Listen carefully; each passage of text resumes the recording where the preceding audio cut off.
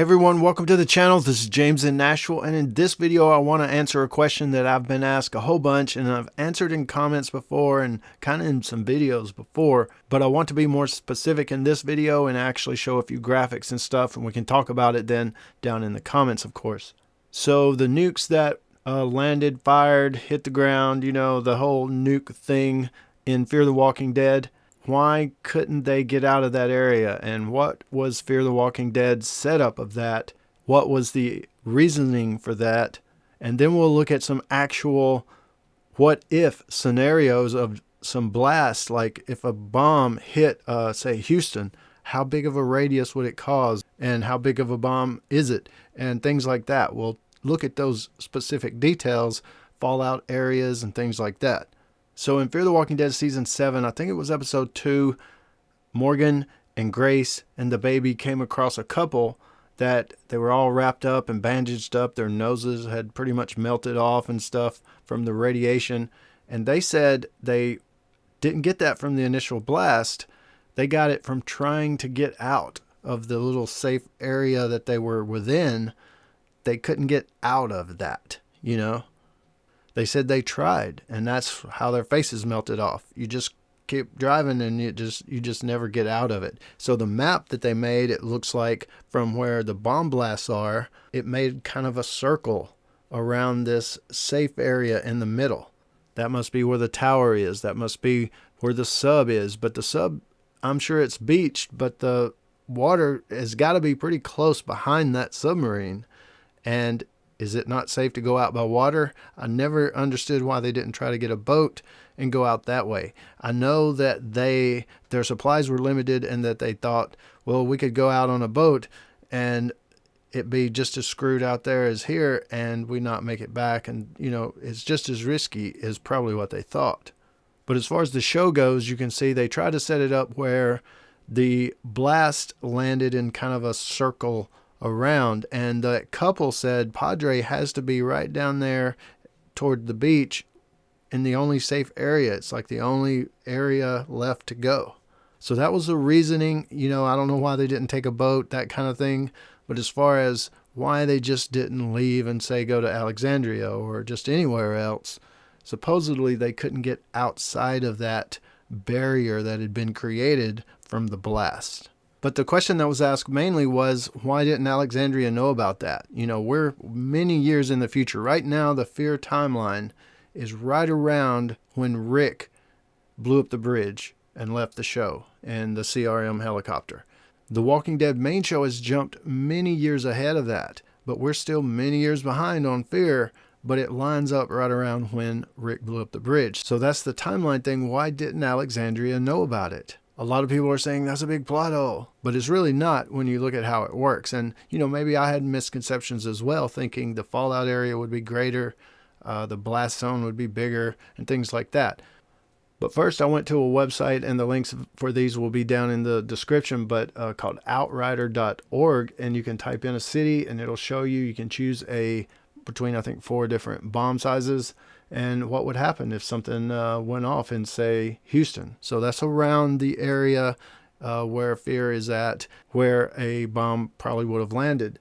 So if it hits Houston, you can see fatalities, everything. You can see fireball, radiation spreading out, shockwave, and the heat. So you get to see all of that. Pretty cool graphics. You see fatalities and injuries and stuff.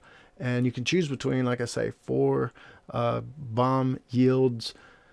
And of course, choose the city. You can choose surface or airburst. And the thing about that is airburst will be completely different as far as results and numbers. So you see craters in Fear the Walking Dead, so you know they hit the ground.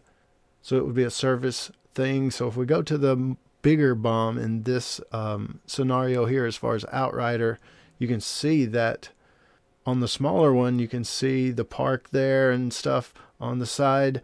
You can kind of see the perimeter around. And when you go to the bigger bomb, it reaches all the way out to Baytown. Much bigger. You see the radiation fireball is about the same.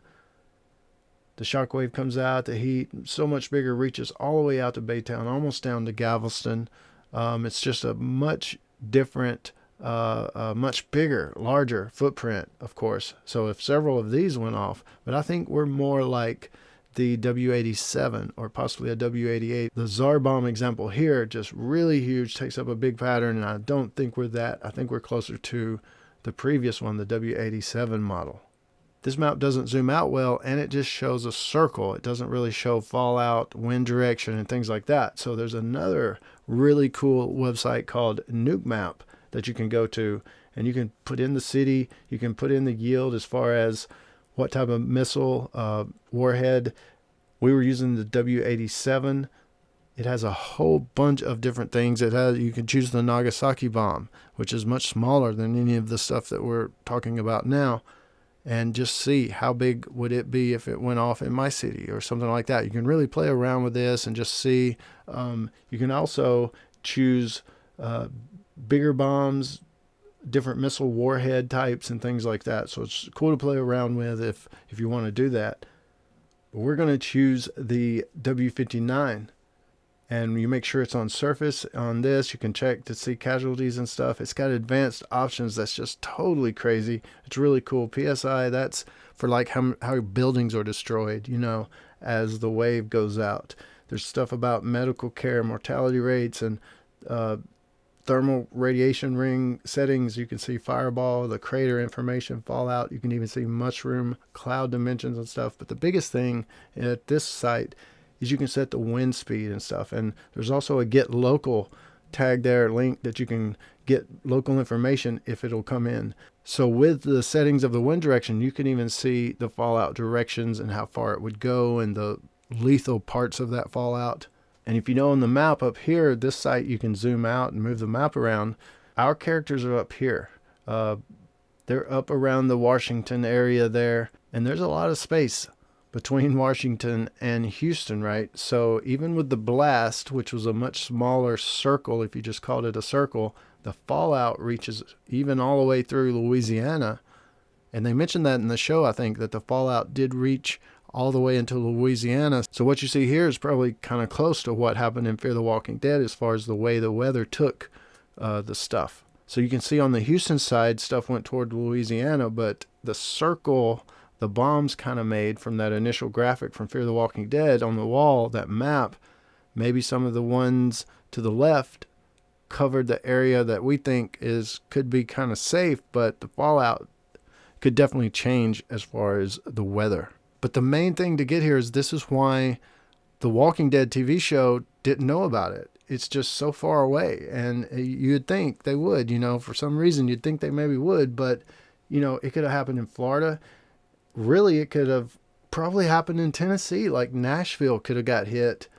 And it's very possible they wouldn't know about it at Alexandria in the main show. So it could even get as close as Tennessee, I think, without them possibly even knowing about it. So that's some information on the nukes. The links to these websites are in the description if you want to play around with those. But that should answer that question, at least in a season that makes absolutely no sense at all.